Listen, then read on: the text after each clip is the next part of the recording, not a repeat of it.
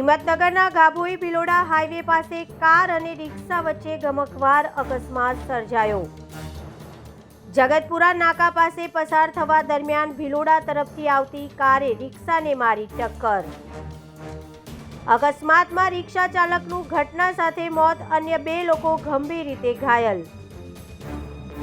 માનગઢ ગામના રિક્ષા ચાલક પત્ની અને પુત્ર સાથે સંબંધીના ત્યાં ખબર અંતર પૂછી પરત ફરી રહ્યા હતા।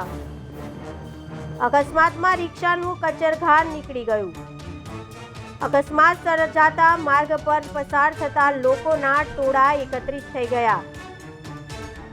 અકસ્માત સર્જનાર ગાડીનો ચાલક કાર મૂકીને ફરાર થઈ ગયો।